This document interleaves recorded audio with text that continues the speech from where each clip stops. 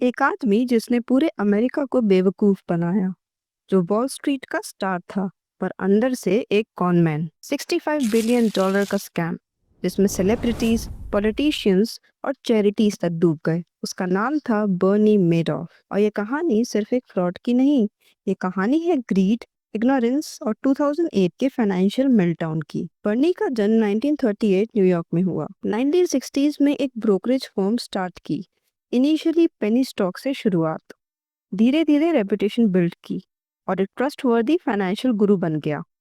Nasdaq का chairman तक बन गया, मतलब क्रेडिबिलिटी टॉप पर।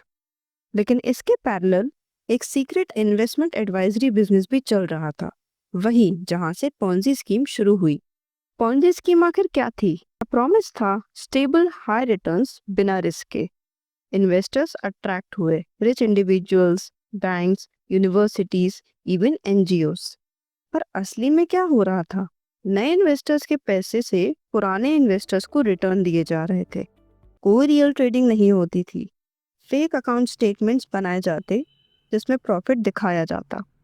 सबको लगता था कि मेडॉफ के पास कोई सीक्रेट फॉर्मूला है मार्केट बीट करने का, पर रियलिटी एक क्लासिक पॉन्जी स्कीम।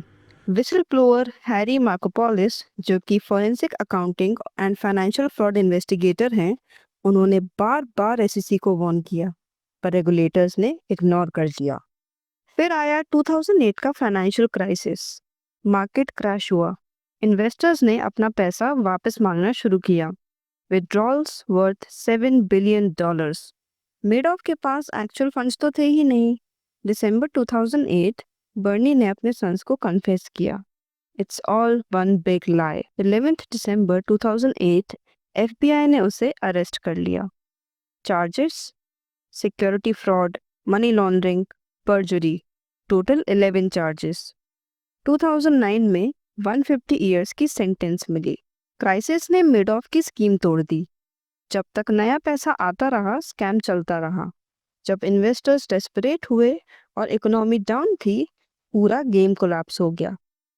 मेडॉफ स्कैंडल ने ट्रस्ट को और भी वीक कर दिया। लोगों को लगा कि सिस्टम ही करप्ट है। एसईसी और रेगुलेटर्स की क्रेडिबिलिटी भी खत्म हो गई।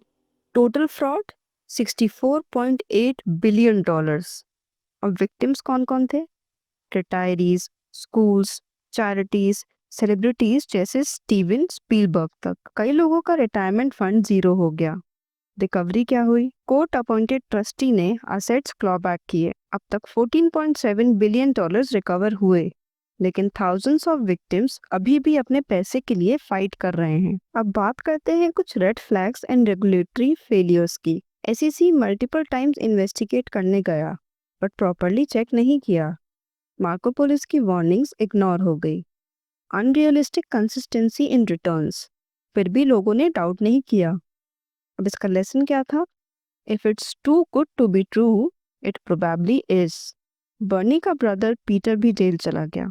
उनके बेटे मार्क मेडॉफ सुसाइड कर गए 2010 में। एंड्रयू मेडॉफ कैंसर से मर गए 2014 में।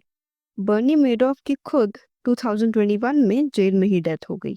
बर्नी मेडॉफ ने दुनिया को एक सबक दिया कि ग्रीड, ब्लाइंड ट्रस्ट और लैक ऑफ ओवरसाइट सबसे डेंजरस कॉकटेल होता है।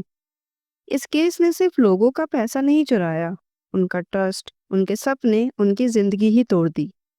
और आज भी सवाल वही है, अगर मेडॉफ जैसे स्कैम्स इतने बड़े रेगुलेटर से छुप सकते हैं, तो क्या आज हम भी सेफ हैं? ऐसे ही और इंटरेस्टिंग स्टोरीज के लिए इनसाइक्लोपीडिया को सब्सक्राइब करना ना भूलें और वीडियो को ज़्यादा से ज़्यादा शेयर भी ज़रूर करें।